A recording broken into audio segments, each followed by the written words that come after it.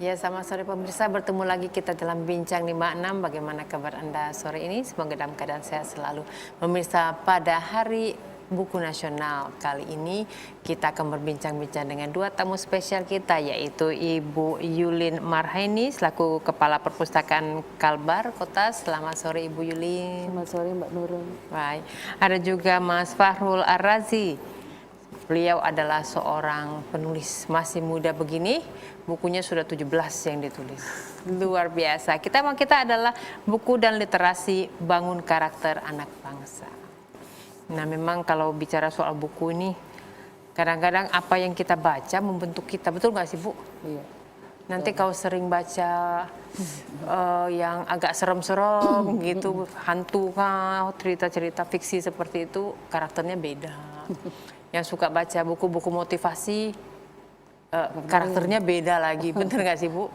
Harus tanya sama kepala perpustakaan, ahlinya. Baik. Nah, Ibu, ini kita buku dalam budaya literasi saat ini. Kalau dibandingkan sebelum COVID dan sesudah COVID, ada perbedaan tidak, Bu, dalam jumlah pengunjung yang ke perpustakaan daerah kita? Jadi sekarang pada saat pandemi COVID-19 ini, Dinas Perpustakaan membatasi pengunjung khususnya pada masyarakat yang untuk ke perpustakaan itu dibatasi karena semulanya itu banyak, sekitar setiap hari itu 200, tapi sekarang hanya 150%. Kita harus mengikuti protokol kesehatan juga supaya nanti pengunjung yang ada di dalam itu tidak terkena virus. Jadi pada saat mereka berkunjung, kita mematuhi protokol kesehatan. Pada saat mereka sebelum masuk itu wajib mencuci tangan, cek suhu, baru ke dalam, baru bisa aman, mereka bisa masuk ke dalam. Dan juga dibatasi gitu. Jadi sekarang dulu setiap hari sebelum pandemi COVID ada 200, sekarang menjadi 100 kunjungan setiap hari. Bagaimana mengatasi dari 200 jadi 100 terus, yang 100 itu apa nggak protes, Bu? Jadi gimana cara supaya bisa meminjam buku yang 100 lagi? Jadi selama ini sepertinya masyarakat juga mengerti kalau sudah hampir jumlahnya 100-an, kan dari pagi dibuka. Iya, ditutup gitu, Bu? Enggak, maksudnya kita buka dari jam 8 sampai jam 15.30. Nanti pada saat itu kan umpamanya mereka sudah ada masuk di dalam, kan ada juga sudah keluar. Jadi mereka tuh waktunya juga mereka berkunjung di situ tidak bersamaan. Jadi itu mudah kita untuk tetap aman ya, Bu, ya, protokol kesehatan. Apakah ada pembatasan jumlah peminjaman buku, misalnya mungkin karena takut dipegang kah atau gimana? Apakah ada pembatasan jumlah buku yang dipinjam? Tidak ya? Tidak, karena di situ kan tempatnya agak luas, ada beberapa ruangan yang di situ, jadi mereka tidak semua mereka meminjam buku itu di ruangan yang jadi aman ya, Bu, ya, karena luas perpustakaan juga luas sih ya. Iya, jadi mereka kan bisa umpamanya ada yang masuk ke ruang buku yang satu, yang lainnya ada ke ruang sebelah. Gitu. Baik, terima kasih Bu Yulin. Mas Faru, apa hubungan antara menulis, ini kan membaca, Bu, perpustakaan. Nah, ini penulis. Apa hubungan antara membaca dan menulis? Baik, Mbak Nurul, terima kasih. Sebelumnya saya mengucapkan masih dalam momen Lebaran, selamat Hari Raya Idul Fitri, dan mohon maaf lahir dan batin ya. Iya, silakan Ibu kalau mau. Saya juga untuk merisa di rumah. Silakan Ibu, mungkin mau mengucapkan selamat Idul Fitri. Jadi mohon maaf sebelumnya. Jadi saya juga mengucapkan selamat Hari Raya Idul Fitri 1442 Hijriah. Mohon maaf lahir dan batin. Baik, oke. Dan juga pada hari ini juga hari ulang tahun Perpustakaan Nasional Republik Indonesia yang ke-41. Baik. Salam literasi. Salam. Baik. Nah, Mas Faru, Jadi apa hubungannya antara membaca dan menulis? Apakah orang yang suka membaca pasti suka menulis, atau suka menulis pasti suka membaca, atau tidak ada hubungan, atau hubungannya sedikit gimana? Jika dilihat dari bahan bacaan yang kemudian terus membaca ini kan seperti makanan ya. Kalau kita makan, energi kita tidak sempurna. Sama kayak misalnya kita butuh semangat spiritual, kita butuh ibadah. Nah, sebenarnya membaca ini adalah kebutuhan intelektual. Semakin banyak dia membaca, maka semakin banyak referensi wawasan dia. Sayang kemudian ketika ada ide-ide, konsep-konsep pembaharuan, jika kemudian tidak dituangkan, di-share kembali dalam bentuk tulisan, maka narasi-narasi itulah yang kemudian dibawa oleh sang pembaca buku.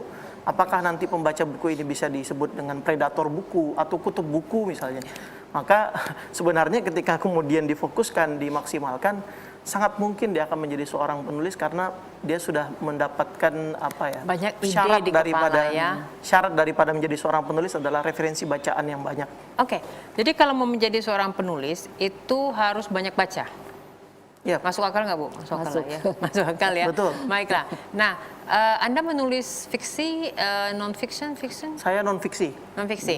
Nah, ada yang bilang kalau non-fiksi iya harus banyak baca. Kalau non-fiksi nggak usah, cukup ngayal-ngayal aja. Kalau fiksi nggak usah, cukup ngayal-ngayal aja. Gimana, Mas? Justru fiksi juga justru fiksi juga harus banyak baca sebenarnya. Apalagi dia harus observasi, kemudian bagaimana kemudian dia menggambarkan suatu tempat, dia harus jalan-jalan terlebih dahulu. Kalau fiksi. Tapi kalau non fiksi sebenarnya adalah apa yang ditulis adalah apa yang sudah dilakukan. Itu kemudian apa yang ditulis, apa yang sudah dilakukan. Maksudnya ada trik-trik sukses, ada trik-trik hal-hal yang kemudian ingin di-share kepada masyarakat, tetapi secara pribadi penulisnya sudah mempraktekkan dan itu terbukti. Maka inilah kemudian penulis-penulis non-fiksi, dia menyampaikan buku-buku atau menulis buku-buku adalah hal yang sudah pernah dilakukan oleh si penulis itu sendiri. Jadi membaca itu penting. Sangat penting. Membaca itu syarat menulis. Salah satu syarat menulis. Oke, jangan menulis dulu nanti baru kalau baca gitu. Baca dulu kali. Ya. Nah, Bu Yulin, kalau Ibu mengamati para pengunjung dari perpustakaan itu, nah apakah mereka memang betul-betul orang yang suka baca, ataukah cuma sekedar harus karena buat skripsi misalnya, atau memang dia suka gitu baca? Apakah ada beda? Kalau Ibu kan pasti setiap hari-hari di situ, bisa tidak membedakan? Nah, ini pasti cuma kerja tugas saja. Oh, ini kayaknya suka baca. Ada nggak sih, Bu? Kayaknya dua-duanya, ada yang juga untuk khusus untuk membuat tugas kayak mahasiswa biasanya. Ketahuan ya, Bu? Iya, biasa dia nongkrong di situ jadi bisa membuat tugas di situ. Bahkan mereka sekarang untuk kuliahnya secara online, jadi mereka malah bisa di situ gitu. Bisa ya, Bu ya? Bisa sambil kuliah online dari situ karena di perpustakaan ada menyiapkan wifi.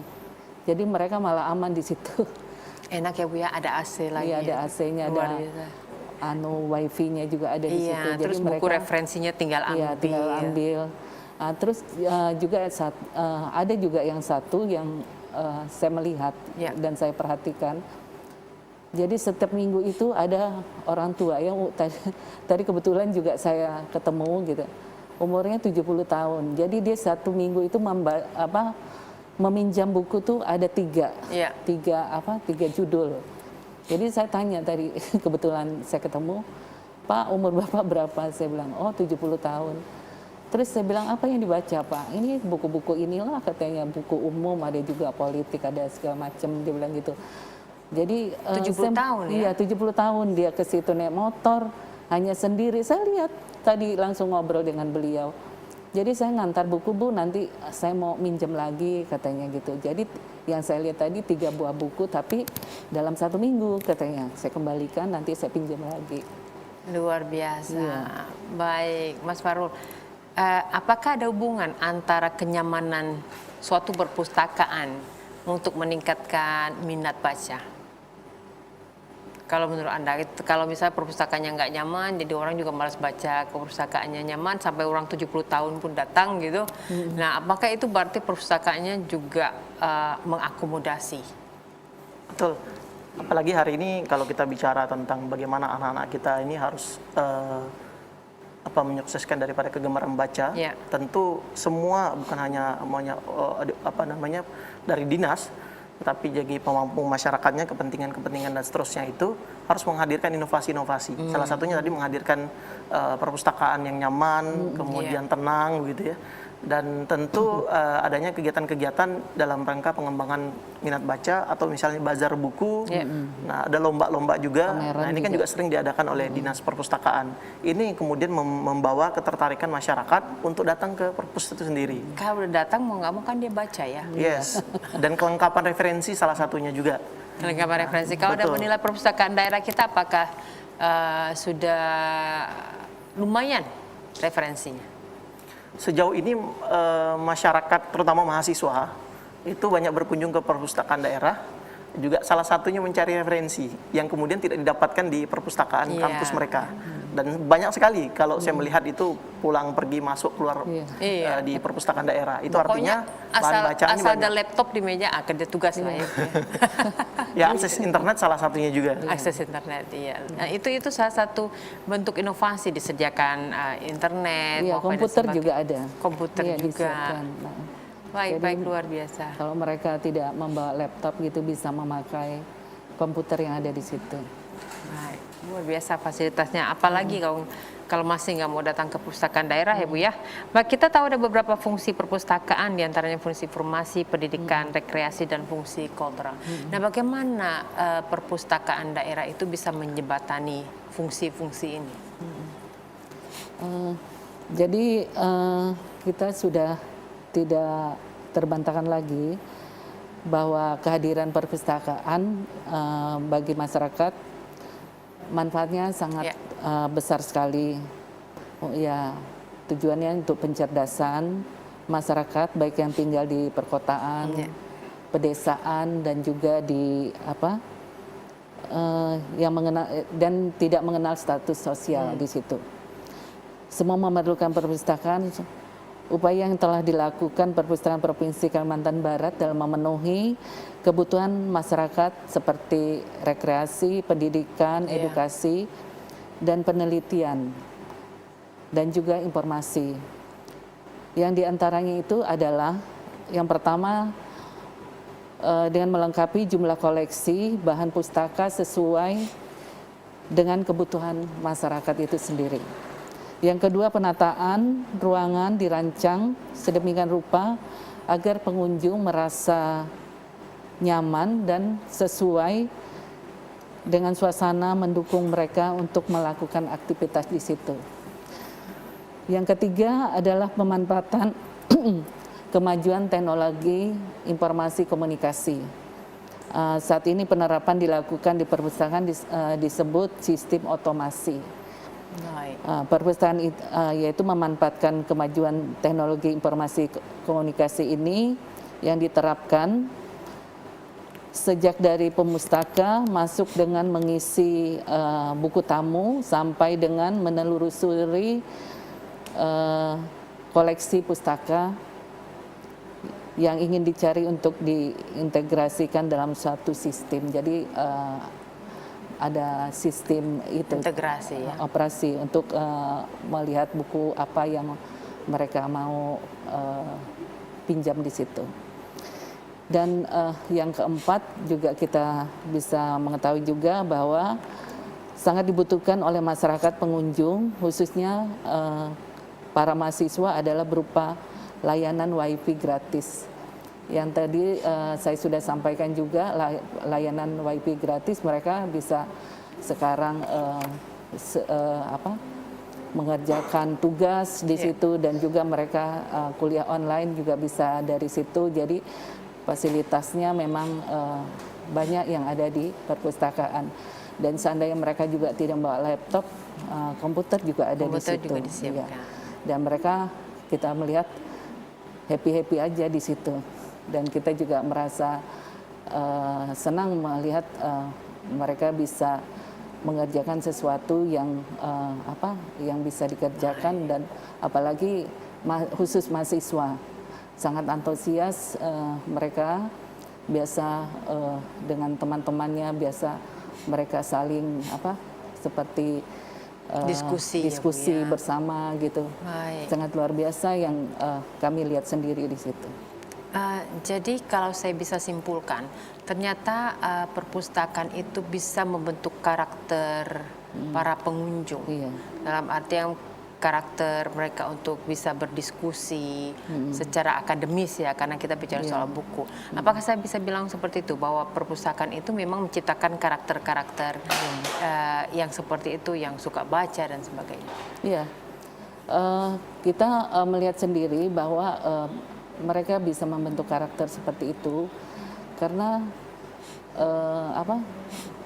apa yang mereka lakukan dengan cara membaca dan dan melihat buku-buku yang bisa mereka pelajari yang ada di perpustakaan itu sendiri. Baik, luar biasa. Kalau menurut Mas Farul sendiri, waktu Anda menulis, apakah butuh perpustakaan? Buku perpustakaan. Butuh perpustakaan, tidak memerlukan perpustakaan? Siap, butuh. Oh ya? Jadi alhamdulillah kita itu selain di Pusda, kami juga mengoleksi di base camp sekretariat kami itu buku-buku. Selain daripada sumbangan daripada teman-teman, juga ada penulis dari Kalimantan Barat. Dan kita hadirkan juga buku-buku bestseller yang di toko-toko buku. Baik. Nah, kalau misalnya untuk menulis ketika dapat ide ini,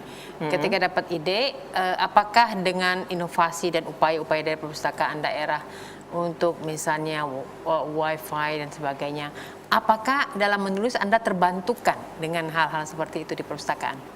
Tentu terbantukan sebenarnya, karena apalagi kalau karakter orang nulis itu kan beda-beda ya. Dia ingin menulis itu tenang, ada yang nulis di keramaian. Kalau tenang mungkin dia, kalau saya sering biasanya, saya ingat waktu itu nulis buku kedua saya di Perpusda, saya diam dengan headset saya, kemudian pakai instrumen sambil ngetik gitu ya. Buku-buku sudah kita sediain, sangat membantu. Dan itu buku kedua dan ketiga. Tapi nggak mudah ya kalau nulis itu. Iklan, Mbak. Iklan ya. Baiklah. Oke. Nah, kalau menurut Anda sendiri bagaimana, apakah perpustakaan daerah sudah berhasil melaksanakan fungsinya, yaitu di bidang pemberian informasi, kemudian pendidikan, kemudian rekreasi dan sosiokultural? Tapi setelah iklan layanan masyarakat berikut ini. Pemirsa, tetaplah bersama kami di Bincang 56. Kami kembali setelah iklan layanan masyarakat berikut ini. Literasi. Terima kasih Anda masih bersama kami di Bincang 56. Baik, kita juga kembali tadi sama Mas Farul ya. Jadi menurut Anda, apakah perpustakaan daerah itu telah berhasil melaksanakan fungsinya dengan baik? Saya meyakini betul sebenarnya dalam hal ini perpustakaan daerah Provinsi Kalimantan Barat sudah secara optimal, secara maksimal untuk menghadirkan layanan terbaik, termasuk referensi bacaan dan seterusnya. Namun memang di sisi sektor lain adalah bukan hanya saja dari pihak dinas atau OPD, tetapi dari masyarakatnya yang perlu kemudian didorong. Maka oleh karena itu, kalau kita bicara tentang angka, hari ini Kalimantan Barat bahkan di IPM-nya nomor 30 di antara 34 provinsi. Itu data BPS 15 Desember 2020. Belum lagi ketika 22 Maret yang kemarin, kita bicara waktu itu ada Rakornas ya, Perpustakaan Nasional. Juga hadir di situ Pak Syarif Bando. Kalimantan Barat juga salah satu angka yang masuk ke 14,28%. Yang tertinggi malah Kalsel, Bu. Kalsel gitu. Nah, ada lagi juga data dari Kemendikbud ya, bahwa kita nomor 32 dari 34 provinsi. Jadi ada provinsi terendah, Papua, Kalimantan Barat dan Papua Barat. Jadi kita bersamaan nih ceritanya. Nah, setelah usut demi usut, ternyata sebenarnya literasi ini kan banyak. Jadi bukan hanya soal membaca dan pendidikan, tapi dari sektor kesehatan, dari sektor finansial, ekonomi. Nah, jadi kemudian upaya-upaya ini yang dilakukan oleh Pak Gubernur hari ini kan.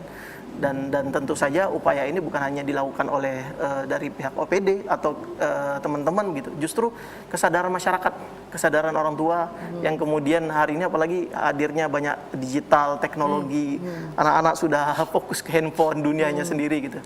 Maka pengawasan tentu lebih tepat dan kesadaran supaya nanti kemudian mengembalikan daripada kegemaran membaca tadi. Bukannya dengan handphone, smartphone seperti itu juga literasi itu membaca? Betul. Abaikan yang main game ya, tapi biasanya suka browsing. Pokoknya itu membaca juga, itu gimana bedanya? Tapi lebih baik kalau memang membaca pas ada bukunya gitu. Ya. Itu gitu lebih ya. baik. Atau mungkin yang dibaca itu kebanyakan gosip-gosip, follow YouTuber apa yang begitu kali ya Bu yang dibaca ya. Ini gimana? Apakah tidak membantu? Sebenarnya membantu, karena hari ini perpustakaan membuat inovasi sebenarnya. Kayak Perpustakaan Nasional kan punya iPusnas. Iya. Kalau nggak salah di Kalbar juga ada iKalbar begitu kan. Nah, di mana masyarakat sudah bisa membaca melalui startup atau misal aplikasi-aplikasi. Udah Baik. buka bukunya di situ gitu ya. Tetapi kan di daerah yang akses internetnya tidak mendapati jangkauan yang lebih baik, maka tentu buku secara fisik yang kemudian bisa menjadi fasilitas untuk mereka bisa membaca sebenarnya. Kalau mungkin menurut pengamatannya Mas Fahrul itu apa yang paling suka dibaca masyarakat Kalbar? Fiksi, non-fiksi, ataukah pertanian, apakah tentang engineering, ataukah gosip, ataukah budaya? Kira-kira apa yang suka dibaca? Sebenarnya data penelitiannya banyak, Mbak. Cuma hari ini karena melihat banyaknya tantangan di lapangan, Perpusnas lagi atau dalam hal ini perpustakaan juga kemudian menghadirkan program namanya inklusi sosial ya, di mana kemudian perpustakaan menghadirkan buku-buku sesuai daripada kebutuhan masyarakat. Baik. Kayak misalnya di daerah pertanian. Kebutuhan maka- atau minat ini ya? Ya, minat dan kebutuhan itu ya. Baik, baik. Minat dan kebutuhan gitu. Karena masyarakat di daerah-daerah itu mereka butuh buku-buku yang sifatnya bisa melonjakkan daripada finansial mereka, ekonomi Pertanian mereka, pertanian misalnya. misalnya kan dan seterusnya. Tapi kalau untuk anak-anak muda hari ini sebenarnya buku non fiksi sama fiksi itu menjadi bagian daripada keseriusan untuk mereka begitu. Contohnya maksudnya kalau ingin kemudian mengkayakan hati, mengkayakan imajinasi, maka dia harus baca buku-buku fiksi. Tapi kalau kemudian ini self improvement, ingin mengembangkan diri, motivasi, upgrade diri, scale up diri, maka buku non fiksi, buku motivasi tepat untuk dirinya. Atau baca bukunya Mas Fahrul ya? Yes.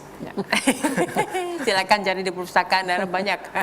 Nah, kalau menurut Ibu sendiri, apa yang menjadi favorit bacaan kalau di perpustakaan daerah kita itu?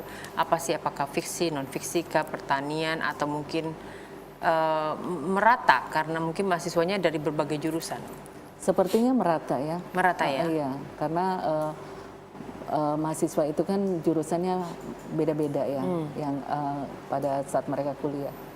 Jadi sepertinya merata. Jadi nggak ada yang favorit gitu. Karena saya pernah hari literasi juga kayaknya tahun yang lalu ya, itu di beberapa daerah itu buku pertanian tuh tidak disentuh. Iya.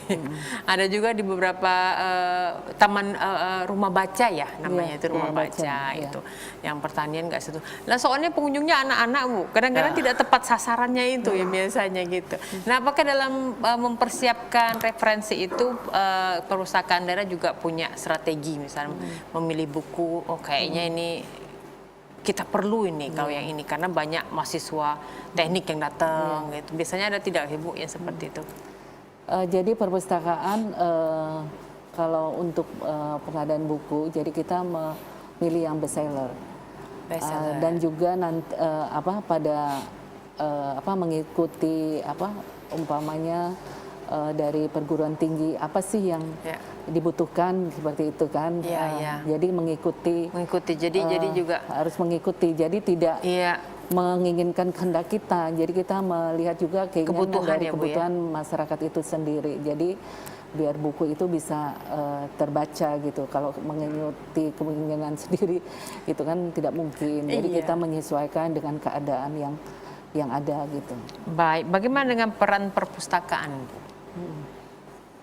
Peran perpustakaan daerah apakah selama ini sudah dirasa cukup berperan aktif? Kalau bagi kami sih rasanya cukup lah berperan ya. Semoga nanti bisa lebih bisa memberi inovasi juga ke depannya. Baik. Kalau ini masyarakat sendiri, kalau Ibu menilai bagaimana dengan kehadiran suatu perpustakaan daerah? Apakah mereka berbondong-bondong ataukah lebih khususnya saya ingin bertanya, jadi mereka membaca itu apakah banyak yang karena kepengen membaca? Sepertinya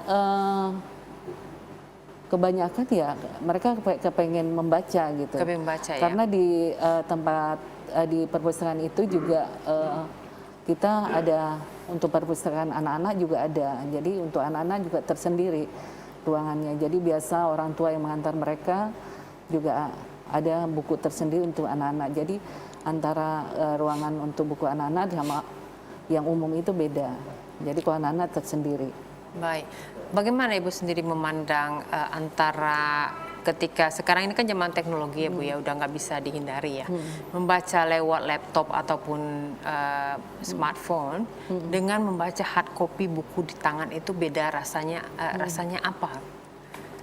Sepertinya tuh kalau kita membaca langsung gitu itu lebih Hard copy ya, rasanya hard gimana? copy lebih apa? Kalau menurut saya ya, kalau menurut saya juga lebih apa ya? Lebih mantap gitu sepertinya. Kalau dari pengunjung itu rasanya kalau Ibu observasi ya, apakah mereka sangat menikmati sebuah buku? Rata-rata yang pengunjung mereka pasti menikmati. Buku ya, Bu Iya, ya? Walaupun menikmati ada buku. smartphone di sampingnya. Iya, itu tetap buku yang berperan di situ. Baik. Pokoknya mereka berbuat tugas. Biasa kan bisa melihat Google gitu. Begitu ada buku yang utama. Iya. Ya kan biasa di handphone itu kan bisa buka Google gitu kan. Kalau Tapi ketika tugas. ketemu buku hard copy, buku itulah yang Itu utama. yang utama, iya. Baik. Kalau dari Mas Faruk sendiri kan di generasi ini nih Bu, di bawah kita nih Bu, Generasi Z. pasti generasi Z. Milenial ya. Baik, milenial pokoknya. Nah, apakah ada rasa ketika Anda membaca, pasti Anda memanfaatkan smartphone dan sebagainya. Apakah memang ada perbedaan ketika membaca dengan smartphone kemudian membaca buku? Rasanya ada nggak sih beda? Sebenarnya sangat beda. Iya. Antara fisik dengan handphone. Kalau handphone Nggak itu merasa tradisional ya kalau baca buku? enggak. Kayaknya lebih Justru mantap. cool ya sekarang ya. Oh iya? Lebih cool kan. Anak-anak muda pegang gadget hari ini orang udah di Udah mana-mana biasa. gitu ya. Orang di mana-mana pun nggak tahu mereka baca apa begitu. Nah, artinya memang fisik ini sebenarnya enak dan bisa dibawa kemana-mana. Tapi kalau handphone memang beberapa orang melihatnya adalah kelelahan mata misalnya, Iya, radiasi mungkin dan seterusnya begitu. Maka fisik menjadi bagian daripada penunjang untuk mereka bisa tertarik membaca. Untuk baca. Jadi pembentukan karakter juga ada di situ ya. Kalau baca hard copy tuh kayaknya Lebih mantap. memiliki karakter yang mantap ya Bu ya. Jadi kalau cari mantu gitu carilah yang baca buku hard copy. Kayak Mas Faru bilang kan lebih cool gitu. Lebih cool gitu. Luar biasa. Nah, kalau minat menulis sendiri akhir-akhir ini bagaimana menurut Mas Farul? Apakah biasa saja, meningkat atau menurun? Justru sekarang narasinya adalah mereka menulis di banyak sosial media. Nah, Menulis ada apa jejak-jejak ini? literasi. Jadi mereka nulis apa saja. Nah, tapi oke, saya batasi dulu. Jadi menulis itu tidak mesti hard copy Betul, seperti di buku, ya. gitu. Tidak mesti dalam bentuk buku, Betul. tapi menulisnya di sosial media. Yes. Tapi bukan sekedar Ya, bukan Apa sekedar ini? tulisan, bukan sekedar menulis saja. iya, Maksudnya komplain-komplain nyinyir gitu bukan ya, itu sih. kebanyakan orang mereka menulis di sosial media dan kemudian banyak orang yang terinspirasi Baik. sehingga banyak sekali rekomendasi-rekomendasi kenapa tidak dibukukan. Maka oke. sebagian besar penulis-penulis itu berawal dari adanya jejak-jejak literasi di sosial medianya karena sering menulis, membuat narasi, membuat konsep ide, dan apalagi kalau masalah apa namanya perjodohan, percintaan misalnya kan. Iya, Itu saya pernah remaja-remaja baca ya pada itu ya. milenial-milenial itu pada ini. Akhirnya coba dibukukan untuk dihadirkan, kemudian ketika mereka ingin membaca lebih, buku ini bisa menjadi fasilitas untuk mereka. Oke, baik. Jadi luar biasa. Jadi minatnya mungkin tidak turun ya Bu ya, cuma beralih media kali ya. Jadinya sekarang lebih sering di lewat internet, nulis-menulis seperti itu. Ya, lewat media, Ya. buku pasti.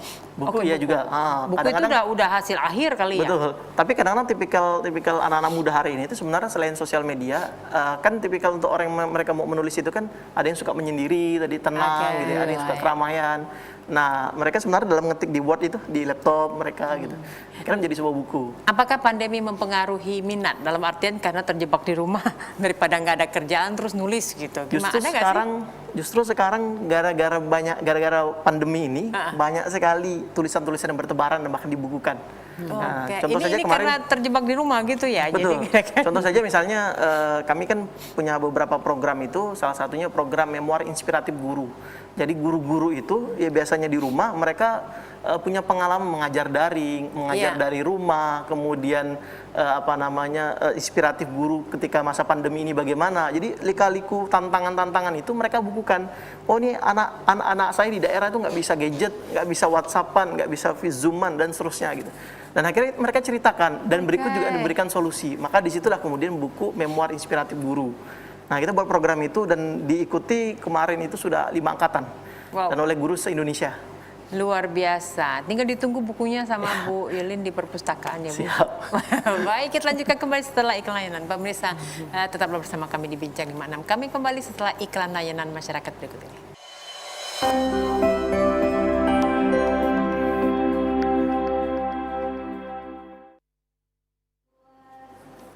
Baik, terima kasih Anda masih bersama kami di Bincang 56. Kita lanjutkan kembali dengan Bu Yulin. Bu Yulin, sejauh ini mekanisme yang dilakukan selain stay perpustakaan itu, apakah ada jemput bola Ibu untuk meningkatkan animo baca masyarakat? Oh, jadi yang kami lakukan sekarang ini kami ada pusling. Perpustakaan keliling? Ya, perpustakaan keliling. Kemana, Bu? Jadi ya anggap aja kami menjemput bola. Jadi kami bisa memberikan layanan kepada masyarakat yang membutuhkan. Biasanya masyarakat itu ada juga yang membuat surat. Kami menginginkan buku ini gitu. Oh, jadi okay. dari layanan perpustakaan keliling itu bisa mengantar. Iya, mungkin ada rumahnya jauh kali ya, Ibu ya. seperti contoh di masa pandemi ini pondok pesantren umpamanya kan, Ya. mereka membutuhkan buku. Akhirnya mobil keliling itu yang mengantar buku di sana. Mereka bisa membaca dan membutuhkan buku, bisa stay di sana beberapa jam, setelah itu kembali lagi. Baik, ada berapa koleksi kita Bu di perpustakaan daerah? Koleksi buku sekarang yang ada di perpustakaan itu sejumlah 160.920 eksemplar. Jadi 160.000. 920 eksemplar. Jadi dalam bukunya itu 71.652 judul. Luar biasa. Iya. Itu terbagi atas beberapa kategori, Bu? Iya. Bahkan buku itu ya kami berusaha untuk pengadaan yang tahun ini kami khusus untuk pengadaan yang bestseller. Bestseller ya. Iya. Oke. Supaya nanti menyesuaikan juga tentang apa yang dibutuhkan oleh masyarakat. Jadi kami memanfaatkan tidak sia-sia untuk pengadaan bukunya supaya melihat apa yang dibutuhkan oleh masyarakat, itu yang kami adakan nanti. Jadi kalau kita bicara soal jumlah buku, kemudian kategori dan sebagainya, apakah perpustakaan kita sudah memenuhi standarisasi suatu perpustakaan? Kalau seperti tadi saya jelaskan, jumlah koleksi 71.652 judul dan 160.900 eksemplar. Kalau kita lihat dari standar nasional perpustakaan masih belum sesuai. Karena untuk standar nasional perpustakaan jumlah koleksi adalah 0,025 dikalikan jumlah penduduk. Jadi kalau di Kalimantan Barat sekarang jumlah penduduk 5.472.320 jiwa, maka seharusnya jumlah koleksi kita minimal 136.808 judul. Dari sisi sumber daya perpustakaan masih juga belum memenuhi standar. Karena menurut standar nasional perpustakaan setiap 5.000 penduduk harus dilayani satu orang. Satu orang petugas perpustakaan, dan setiap 15.000 penduduk harus ada satu orang pustakawan. Belum terpenuhi belum, ya Bu ya, terpenuhi ya. masih belum terpenuhi. Tapi mungkin Belum masih standar. sudah bisa memenuhi kebutuhan mahasiswa, betul Ya, nggak Mbak untuk Farul? masyarakat yang penting Masyarakat dekat sini untuk ya. kebutuhan masyarakat untuk memenuhi standar ya pelan-pelan lah nanti. Pelan-pelan, Iya. baik. Nah, Mas Farul, apakah dengan mengetahui jumlah dan sebagainya, apakah Anda optimis bahwa upaya-upaya perpustakaan daerah kita kemudian bisa meningkatkan animo masyarakat dalam membaca dan menulis pada akhirnya? Tentu optimis, karena jika melihat daripada perkembangannya setiap tahun kan ini berkembang terus. Sebenarnya berkembang dari juga jumlah masyarakatnya, jumlah warganya, tapi juga memang harus disukong dari segi anggaran misalnya, untuk kemudian pengadaan buku lebih besar, lebih banyak yang tadi disampaikan Bu Yulin tadi, untuk kemudian bandingannya 0, sekian persen, maka keoptimisan itu tentu ada dalam rangka menghadirkan, apalagi ketika perpustakaan menghadirkan bahan-bahan referensi yang memang sesuai minat dan kebutuhan daripada masyarakat itu sendiri. Oke. Nah, Mas Farul, kita tahu dulu itu sebetulnya mungkin saya eranya beda ya. Setahu saya dulu itu banyak sekali terbit buku-buku terkenal. Nah, apakah sekarang itu kurang adanya buku terkenal, ataukah penulisnya tidak banyak, ataukah mungkin temanya beda, atau gimana? Kita bandingkan antara kita stop tahun di bawah tahun 2000 lah sampai 2000 sekarang di bawah dan di atas tahun 2000. Jadi kalau Anda menilai kita ini kurang hasil-hasil yang menggebrak, ataukah cuma karena beda tema, atau gimana? Beda apa sih perbedaannya? Kalau melihat di era zaman kemerdekaan misalnya ya, banyak sekali penulis-penulis yang hadir gitu dalam rangka kritik sosial, dalam rangka keadaan kondisi di saat itu dan kemudian menjadi gerakan. Iya. Sebut contoh misalnya ketika Soekarno di penjara, dia buat tulisan Indonesia Menggugat. Raden Ajeng Kartini ketika kemudian perempuan hanya di dapur misalnya dan seterusnya, akhirnya dia buat Habis Gelap Terbitlah Terang gitu ya. Kemudian ada di zaman berikutnya lagi ada Buya Hamka, Pramudia Nantatur gitu. Baik. Nah, zaman sekarang ada Biji Tunggul gitu. Nah, ketika masuk di era hari ini sebenarnya bertaburan. Kemarin waktu kita mencoba melalui Perpusnas Bu Ratna waktu itu, Bu, berapa sih satu hari pendaftaran ISBN untuk buku itu? Satu hari itu bisa angka 2.000 lebih untuk orang, untuk penerbit, penerbit se-Indonesia untuk kemudian menerbitkan satu hari. Kalau 2.000 satu hari, maka setahunnya 365 hari, itu banyak banget. Hanya kemudian memang buku-buku yang dihadirkan ini adalah terkadang memang sedikit sekali kemudian adanya gerakan yang real gitu ya, yang sifatnya adalah pengembangan dan seterusnya gitu. Ya lebih kepada kebutuhan untuk profesi sebenarnya. Baik, tapi tetap banyak ya. Nanti Banyak soalnya saya mau minta Anda untuk masih tip, barangkali di rumah ini ada penulis-penulis pemula, mungkin tipsnya apa dari Ibu, dari Mas Farul juga.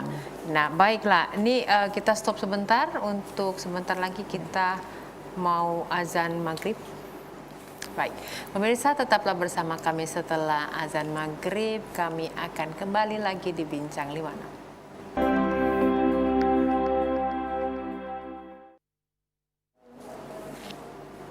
Terima kasih Anda masih bersama kami dan selamat menjalankan ibadah sholat maghrib buat Anda yang menjalankan ibadah sholat maghrib. Kita lanjutkan kembali bincang-bincang kita, Bu Yulin. Nah, buku ada jendela ilmu. Bagaimana dukungan perpustakaan dalam meningkatkan minat baca tulis masyarakat? Dukungan perpustakaan dalam meningkatkan minat baca melalui buku adalah dengan menyediakan koleksi bahan bacaan yang sesuai dengan kebutuhan masyarakat itu sendiri. Selain itu juga kita melakukan banyak kegiatan yang kita laksanakan dalam upaya meningkatkan minat baca, misalnya mengadakan pameran buku, lomba menulis dan lomba bercerita. Jadi ada lomba-lomba, biasanya setiap tahun kami mengadakan lomba-lomba menulis, lomba membaca. Betul. Tapi karena pandemi COVID ini kita membatasi dari kerumunan. Betul. Jadi kita tidak mengadakan untuk lomba-lomba tersebut. Boleh mungkin online kali Bu ya? Bisa nanti. Bisa kita Bisa ya, saran yang atur baik. ya Bu ya. Iya. Baik, kalau Mbak Farid sendiri, apakah Anda selaku dengan 17 buku ya Bu ya, saya rasa sudah cukup penulis senior lah. Apakah Anda juga ada upaya-upaya yang dilakukan mungkin lewat apa Anda punya organisasi untuk meningkatkan minat baca tulis masyarakat? Baik, makasih Mbak Nurul. Alhamdulillah tahun 2013 kami membentuk satu komunitas dan sekarang menjadi sebuah lembaga namanya Forum Indonesia Menulis.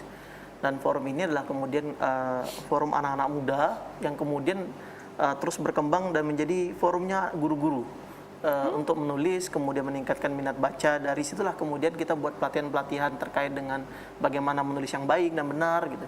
Kemudian bagaimana menulis sesuai dengan profesi mereka. Inilah kemudian upaya yang kita lakukan. Dan terakhir kemarin kita ketemu dengan Bu Yulin ya. Alhamdulillah tahun 2020 kami memberikan sebagai kewajiban kami di penerbitan itu kurang lebih sekitar 600-an judul buku sebagai penyerahan untuk deposit Bu ya. Nah, itu adalah salah satu upaya menghadirkan penulis-penulis nasional yang ada di Kalimantan Barat, bahasanya begitu. Nah, untuk kemudian menghadirkan buku-buku yang sifatnya kearifan lokal, yang sifatnya sesuai dengan kebutuhan masyarakat, dan mereka tahu dalam kondisi mereka mengeluarkan ide, konsep, gagasannya. Maka inilah kemudian upaya kita, salah satu melalui Forum Indonesia Menulis tadi.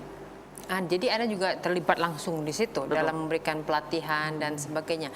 Nah, apakah ada peningkatan minat dari tahun 2013 sampai sekarang ya? Nah, apakah ada peningkatan minat baca tulis dan apakah mulai mungkin pelan-pelan banyak yang bergabung atau gimana? Alhamdulillah dari tahun 2013 sampai hari ini kita sudah masuk ke 26 angkatan untuk menulis, kemudian 5 angkatan memoir di berbagai wilayah. Ya? 26 angkatan, dan 26 angkatan ini beda-beda di Pontianak, Ketapang, Sintang gitu. Kami keliling untuk kemudian memberikan pelatihan agar nantinya calon-calon penulis itu bisa menulis sesuai dengan apa yang sudah pernah dilakukan atau misalnya imajinasi yang ada dalam pikiran mereka begitu. Nah, ini yang kita lakukan sejak 2013, tentu meningkat dari angkanya saja. Tahun 2020 ini paling terbanyak sebenarnya. Kalau biasanya satu tahun itu kita bisa hanya menghadirkan kurang lebih 100 sampai 200 judul buku. Tahun 2020 kemarin itu rekor, itu hampir masuk ke angka 700, 670-an sekian gitu. Ini efek pandemi ya?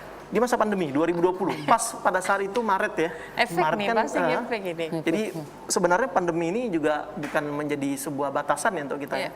Akhirnya yang biasanya offline kami buat pakai Zoom, daring untuk pelatihan-pelatihan justru juga menghasilkan untuk kemudian karya itu tetap bisa didampingi sampai terbit.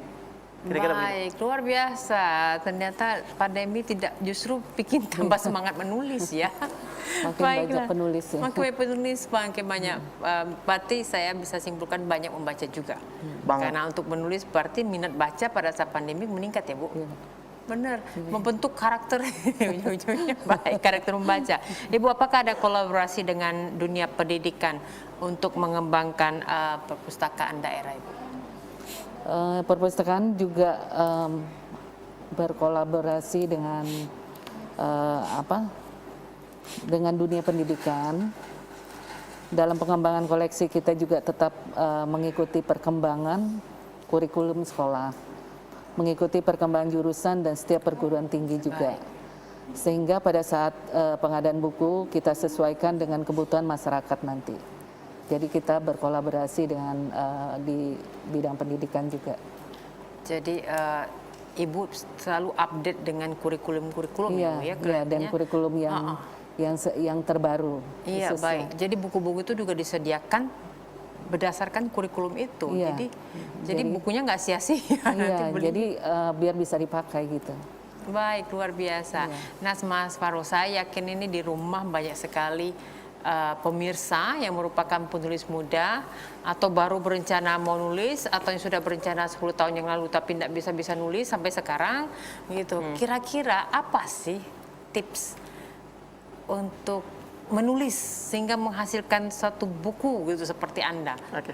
Coba. Baik, ada beberapa. Yang pertama niat. Niat sebenarnya yang nulis apa? Oh, niat sih banyak. Iya, pengen terkenal kan banyak kan. Sebenarnya niat paling utama adalah bagaimana kemudian ketika kalau mereka niatnya nulis, uang, apakah bisa berhasil? itu menjadi salah satu. Bisa ya? Bisa ya. Tapi ada yang lebih daripada itu sebenarnya. yaitu adalah kebermanfaatan ya. Dengan mereka menulis, banyak orang yang mendapatkan manfaat dari apa yang mereka Baik, tulis baik. begitu. Jadi Dan niat sebenarnya ya? bonus sebenarnya royalti, bonus, kemudian Oke. buku yang dia terkenal itu sebenarnya bonus saja. Jadi niatnya perlu diinikan juga. Niat. Yang kedua, nulis ini kan sebenarnya bukan bicara baik dan buruk sebenarnya, tapi bicara surga neraka sebenarnya. Kenapa? Karena apa yang dia tulis kalau hoax itu akan menjadi dosa jariah. Oke, baik. Kalau tidak sesuai dengan apa yang dilakukan itu jadi dosa Baik, jariah. ini. Tapi akan menjadi manfaat. Iya, nulis buku bisa perkara surga neraka ini. Ya, itu dia. Baik, Yang ketiga, mereka harus tahu apakah kemudian buku itu menjadi personal branding buat dirinya atau professional writer. Tentu ada ilmunya. Oke, baik. Nah, yang keempat, dia harus paham ilmunya. Ilmu ini salah satunya adalah membaca tadi, salah satu faktornya. Kemudian ada proses editing, layout, desain cover, kemudian buku fiksi, non fiksi, semua ada struktur-strukturnya. Baik. Dan yang terakhir, mereka harus ikut dalam sebuah komunitas, ikut Oke. pelatihan, agar ada mentor yang mendampingi sampai kemudian bukunya bisa dikoreksi, bisa dibimbing, Iya. sampailah bukunya bisa siap terbit dan layak untuk Iya, jangan diterbitkan. sampai dan nulis satu buku, begitu masuk ke editornya dikatkan ngomel Ya. gitu kan. Capek. Makanya tipsnya tulis-tulis dahulu, edit-edit kemudian. Tulisnya Iya. pakai hati, editnya pakai pikiran. Oh gitu ya, baiklah. Ya. Makasih sekali Mas Farul ya. Ibu, untuk closing statement dalam Hari Perpustakaan Nasional, silakan ada yang ingin sampaikan. Ibu.